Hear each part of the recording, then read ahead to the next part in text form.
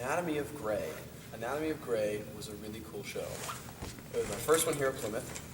It was my first experience with working with all the teachers and all of my fellows. It was my first experience physically characterizing, which was really cool. I think the stuff that I learned most in it, though, was about the rehearsal process and the nitty-gritty of being an actor, of, like where to go, who to talk to when you have a problem, who to talk to when you have an idea, kind of just how to interact with all the people on the stage outside of the actual acting and the performing. Yeah, but it was a fun time. It also had like some amazing tech that for me at the time was like magic. I was like, how did they make that boot fall from the flies? So yeah, it was a good time. I enjoyed it. The last days of Judas Iscariot. It was a good show. It was hard. It was a bit of a rough time. I think I was a sophomore, second semester sophomore, so I was still in like a transitional period. So I was going through a lot, and it was a learning experience in being an actor that has a life. So, like sometimes I think people think that actors are just these people that it's great, it's easy, you just show up and you play every day. That was kind of the first time I experienced like it's a job too, and when life gets hard, your job doesn't stop because you're getting paid and people need things from you. So I really had to work at that for Judas, but I think it was one of the roles I had most fun with because he was such a sleazeball and such he did say whatever he wanted to, which I always will accept license to say whatever I want. And finally, it was in terms of my acting, it was a time when I really started learning about listening, kind of what Meisner talks about just being present in the moment and taking in all the stuff that people are giving you and all the input and output from other actors and other things happening on stage, because while I did have 200 and something lines, I had to sit there and listen to at least 45 minutes altogether of dialogue and stage stuff happening. A lot of just like sitting and watching. So I really had to learn that is part of your character, that is part of your work. All My Sons was a lot of fun. So I'm trying to remember how I got in contact with them. I think I was just on like Backstage or something, or whatever I think Boston Casting is the site that Boston uses, or that I use. And I found a casting call. It was like Arthur Miller, and I had just like read All My Sons in Paul's American drama class, and so I was like, I know this play. So I think I was a sophomore in my sophomore year. So I was like, I don't know, I know this play, I'll do it. And I expected it to be a bunch of teenagers. It turned out to be mostly college students or college-age students. Don't tell. They say teen acting troupe, but we were all 20. But it was a lot of fun doing Miller. I learned a totally different side of my range, which was like the moral compass sort of leading man thing, and I had been playing all these villains or just basically other character types, and so I really got to experience this whole other side that I didn't even know existed in my talents and skills.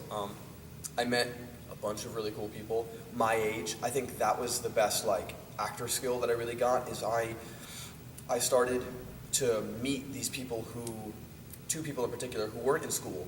They had gone from high school straight to the acting world, which is a choice. And I really got to see how they live their lives and how they view theater. In one respect, they were really passionate about it because it was their life. They are getting paid for it. And in another respect, I realized they were telling me all the time, I go to auditions and my auditors say, if I talk to them after, they say, you were really good, but if you had some training, you would have been, on point, and that was their biggest roadblock.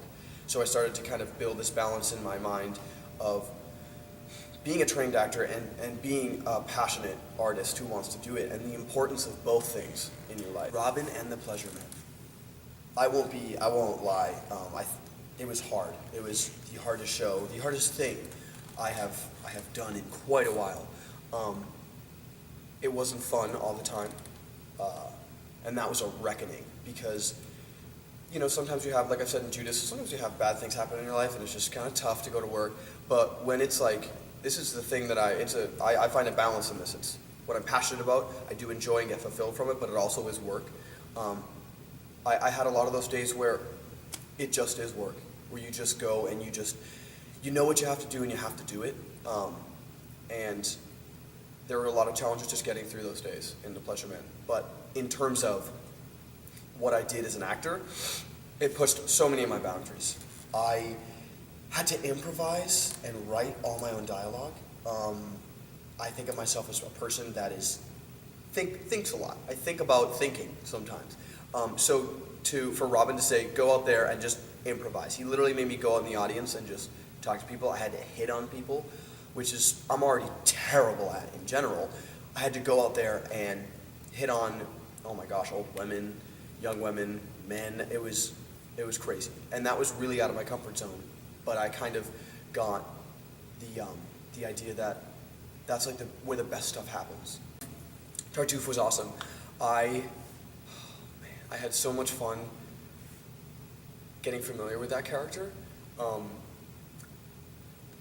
I started, at the time, I don't think I was in physical characterization at the time, but I had worked Pleasure Man, and I had gotten this idea of physically characterizing, so it's what Robin teaches, that you find your character through your physical movements, as opposed to going to the script and be like, what is all that, and I really got to work with that. I also got to work with this crazy costume, which was just this big fat suit, which was foreign to me. I had never really worked with really all-encompassing costume like that.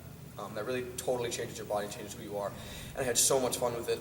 They also allowed me to be gross and disgusting and completely socially unacceptable, which is, there's a part of me, and it's probably larger than I like to believe, that is just crazy, and I really enjoyed being able to indulge in that sense. I started thinking about, what are people going to think when they see this character? How is this going to make them, unconsciously even go after the show and have a conversation with someone?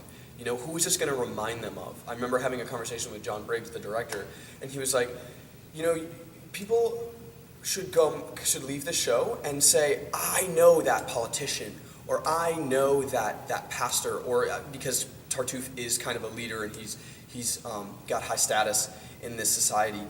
I know this high status person, and I'm starting to think about them. Maybe they're not the most morally acceptable person. Maybe they're not the most the nicest person. Maybe they are a liar, which I personally think that's a very good thing that theater does for people, is it makes them question. It gives them a different perspective on life. So Tartuffe started getting me in gear to think about what my characters do to people, and what that creation that I'm showing them actually gives them in their daily life, in their political life, in their social life, in their religious life, and on and on and on and on and on.